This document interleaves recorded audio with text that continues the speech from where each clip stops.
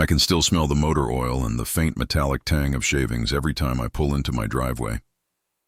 12 hours at the shop, another day wrestling with greasy engines, and all I wanted was to see my baby. My '67 Chevelle SS, the one I spent 18 months dragging back from a rusty grave, turning a corpse into pure chrome-blinding perfection. I hit the garage remote. The door moaned its usual mechanical complaint, and that's when my entire world detonated. Thief! Someone call 911, he stole my car. My HOA president, a woman named Carol who lived 2 doors down, a real estate agent with a white Lexus and a permanent look of suburban distaste, came charging across her pristine lawn like a rabid Doberman. Her phone was already pressed to her ear, and her voice cut through the evening air like shattered glass. Yes, there is an unknown man stealing my vintage Chevelle right now. He is a black male, and he is driving it into my neighbor's garage. Send everyone. I was standing in my own driveway, holding my own keys, looking at my own car, and before I could even open my mouth, I could hear the faint, growing wail of police sirens in the distance. She hadn't even hesitated. She'd seen a black man with a classic car and gone straight to 911, weaponizing the entire police force against me in my own damn home.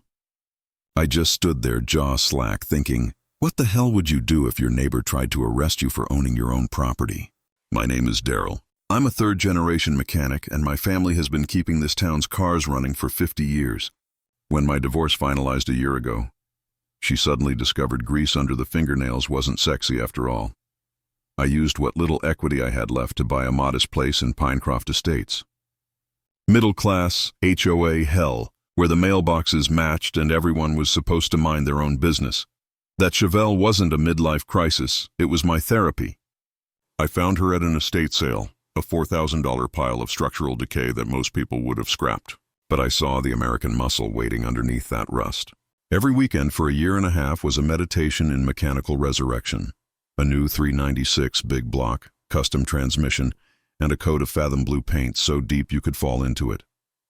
I documented everything, every receipt, every torque setting, every drop of sweat, all filed neatly in a 3-ring binder that was thicker than a dictionary. Enter Carol Vance, the human personification of the Homeowners Association fever dream. Carol was the HOA president, unopposed, because nobody else wanted the job of neighborhood Gestapo. Her specialty, weaponizing paperwork, citations for grass 1/4 inch too long, fines for the wrong shade of white on a window trim. She once came over while I was bleeding brake lines and screamed about a noise ordinance affecting property values, using the phrase industrial activity like I was running an illegal chop shop. Not restoring automotive history, the day this all exploded, I'd heard Carol having her weekly poolside mimosa party. Her voice, sharp as a box cutter, sliced through the artificial chatter. Oh, that's my new Chevelle. Just bought it from a classic dealer out of Dallas. 48 grand, but worth it.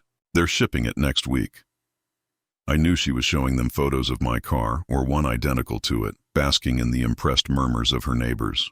Later that afternoon, I needed a fitting from the parts store, so I fired up the Chevelle. The 396's rumble echoed primal and gorgeous off the perfect suburban houses. When I returned, Carol was standing there, arms crossed, face flushed, boring holes through my car with pure, venomous jealousy. I nodded politely. She just stared. That night, she must have sat online building her delusion, convincing herself that I had somehow intercepted or stolen her imaginary $48,000 purchase. The sirens that night screeched to a halt in my driveway. 4 officers spilled out. Officer Morales, a veteran with tired, patient eyes, approached me, his hand resting on his belt. Evening, sir. We received a report about a stolen vehicle at this address.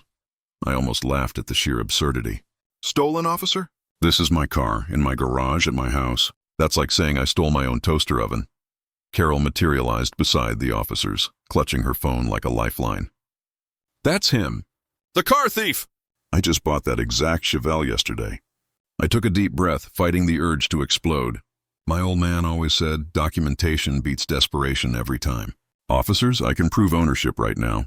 I pulled out my phone and scrolled through the photo album. Rust bucket to rolling chassis to painted perfection. Morales studied the progression shots. Me installing the engine, me priming the body panels. That's some serious craftsmanship, he murmured, actually zooming in on the engine bay. Carol, meanwhile, was having a public breakdown. She thrust printouts at the officers. Generic dealer stock photos downloaded 5 minutes before the 911 call. I wired the money. The paperwork takes time for classic cars. Morales looked at her, then back at me. Ma'am, do you have a bill of sale, VIN, or wire transfer receipt? Her face turned the color of a fire hydrant. It's all being processed. I didn't give her another second. I walked to my workbench and retrieved the Holy Grail, the 3-ring binder. Here is my DMV registration, 18 months old, my name, this address, matching VIN. Then I flipped to the insurance policy. Then, the original handwritten bill of sale from the 93-year-old widow who sold it to me at the estate sale. Morales closed his notebook. Ma'am, this gentleman has a clear chain of ownership documented for over a year. Your evidence is internet printouts. He leaned in, his voice dropping to that special cop register for people having a meltdown. Filing a false police report is a misdemeanor, ma'am. I've seen people get real jail time for knowingly providing false information to law enforcement. The color drained from her face, but her eyes held pure, cold hatred. I knew this wasn't over. This was just round 1. Monday morning, I found the official HOA violation notice in my mailbox. Unauthorized commercial vehicle storage. A fine for my perfectly ordinary Ford Transit work van. Carol's signature flourished at the bottom. I watched her power walk past my driveway, shooting glances at the van like it was parked on her mother's grave. Here's what most people don't get about HOAs. The covenants are actual legal contracts, not just suggestions. My divorce lawyer taught me there is always a paper trail. I spent my lunch break at the county courthouse. What I found was better than hitting the lottery. My van was purchased in 2016, 4 years before Pinecroft Estates enacted the commercial vehicle restrictions in 2020. Any vehicle owned before a rule change is automatically grandfathered in. Protected by law from retroactive enforcement, Carol could complain until her throat shredded, but she had zero legal authority. I drafted a brutal fact-based rebuttal, attached the proof, and hand-delivered it. The war escalated. Carol hit me with 3 more violation notices. Excessive automotive odors, oil stains, I power wash monthly, and noise violations during legal hours. I realized she was carpet bombing me, hoping something would stick. That's when I went full Big Brother. 4 high-def cameras, cloud storage, night vision. The footage confirmed my suspicion. Carol had turned neighbor watching into an Olympic sport, patrolling the fence line, photographing my driveway with a collapsible yardstick. The emergency board meeting was the next Thursday. Barely 3 hours' notice. A blatant attempt to deny me the chance to mount a defense. I showed up and found a kangaroo court. Carol, her nervous lieutenant, and a woman who just nodded enthusiastically. This is sufficient for tonight's business. Carol smiled, cold as antifreeze. We are implementing an emergency ban on all automotive repair activities, effective immediately. I pulled out my phone. I'd memorized the bylaws. Fascinating theory, Carol. But Section 4.3 requires 7 days advance notice for voting matters. And Section 4.7 mandates a quorum of 5 board members for official votes. I count 3 people. This meeting has the legal authority of a neighborhood book club. Her composure shattered. You think you're so smart, don't you? Coming into our neighborhood with your people and your activities. The venom in her voice was raw.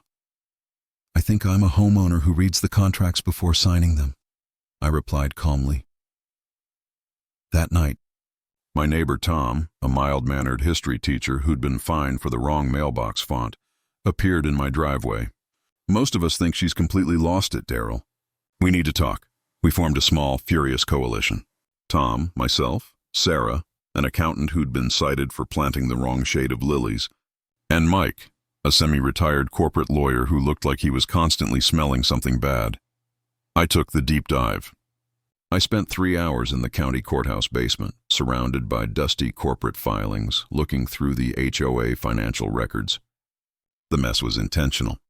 But I saw the pattern. $18,000 paid to CV Solutions for undefined consulting, $9,000 to Carol's Garden Supply for landscaping that never materialized. All 3 companies shared the same business address, Carol's house. I quickly confirmed Carol was systematically looting the neighborhood fund, funneling over $90,000 into her personal accounts over 2 years. But the final staggering discovery was the pattern of destruction. She would target homeowners, particularly single people or minority families, Easy targets without a deep support network, with escalating harassment until they sold their houses below market value. Then, as a real estate agent, she would swoop in, facilitate a quick sale to her investor contacts, and collect a double commission. She was running a predatory, racially tinged scheme. The ultimate twist? Carol Vance, the tyrant who fined people for untrimmed hydrangeas, was in default on her own property. Her house was scheduled for foreclosure in 3 weeks because she had not paid her own HOA dues in over a year. It all clicked. The escalating desperation, the unhinged harassment, the false police reports. Carol wasn't a power-hungry Karen. She was a cornered animal facing financial obliteration. And I, the new black homeowner with the perfect Chevelle and the expensive property, represented her last. Best chance at a major commission before the bank seized everything. I photocopied everything. 14 for the privilege of documenting my neighbor's criminal enterprise. Operation Takedown. Carol commenced in Tom's garage. Sarah, the forensic accountant, looked at the financial records and muttered, "This woman's embezzlement technique has all the subtlety of a brick through a stained glass window." Mike, the lawyer, was practically drooling. Fiduciary duty violations, criminal harassment, false police reports. Prosecutors dream about cases this clean. Our plan was elegant. Documentation fortress, cameras everywhere. Legal annihilation, filing criminal complaints for fraud and harassment. And public humiliation, a professional information campaign for the neighbors. We let Carol think she was winning, baiting her to generate more prosecutable evidence while we constructed the legal cage. She took the bait immediately. She tried to bribe my friend Carlos, who was installing more cameras, with $3,000 cash to forget about the surveillance. Carlos recorded the whole thing on his phone. She filed a 4th false police report, claiming I'd threatened her with a pipe wrench. The officer, annoyed beyond measure, warned her she was looking at charges. Then came the grand finale. At 2:33 a.m., my cameras captured a woman in a dark hoodie using a stolen master key to enter the HOA management office. There was Carol Vance, the once regal president, frantically feeding documents into an industrial shredder like she was making the world's most expensive confetti. The silent alarm triggered. Officer Morales arrived to find her elbow deep in paper snow. "Ma'am, step away from the computer and put your hands where I can see them," he commanded. Her reply, captured on the body cam footage, was pure daytime television gold. "You don't understand. They're destroying everything I've built. This community was perfect before they came." She spent 3 days in county lockup. The emergency neighborhood meeting was packed. Tom, our new accidental president, presented Sarah's final audit, $112,000 stolen. Every family in that room had been systematically robbed. The vote of no confidence was unanimous. The media circus arrived the next morning, led by an investigative reporter. HOA president arrested in massive embezzlement scheme, led the evening news. My quote went viral. "This isn't about revenge. It's about holding people accountable when they abuse positions of trust." The sentencing hearing was a strange kind of neighborhood reunion. Carol, in an orange jumpsuit, looked like a deflated balloon animal. I stood up first for my victim impact statement. "Your Honor, this case started with a woman calling 911 because I opened my own garage door. But it was never about a car. It was about power, control, and what happens when someone targets a minority homeowner with false police reports that could have resulted in tragedy." I looked straight at Carol, who refused to meet my eyes. She didn't just steal our money. She stole our peace of mind, our sense of community, and our belief that neighbors look out for each other. The judge was unsparing. "Ms. Vance, you targeted a minority homeowner with false police reports, committed systematic abuse of fiduciary responsibility, and attempted to destroy evidence. This court sentences you to 4 years in state prison and full restitution of $112,000. The gavel came down like thunder, and the courtroom erupted in applause. Not regular applause, but the deep, satisfying sound of 40 households finally getting justice. 6 months later, Pinecroft Estates has been transformed. Our new board implemented transparency and common sense. My Chevelle is famous, featured in classic car circles as the car that defeated an HOA Karen. The restitution payments arrive monthly, funding my new automotive education scholarship for local kids. And me? I'm dating Sarah, the forensic accountant. We bonded over a shared sense of justice and the realization that a mechanic and an auditor have a lot more in common than either of us expected. Sometimes a bully just picks the absolute wrong person. And sometimes standing up for your right to open your own garage door can accidentally turn you into the leader of a neighborhood revolution. What do you think? Was the 4-year sentence enough for the money stolen and the attempted false police reports? What would you have done differently? Drop your HOA nightmare stories in the comments below.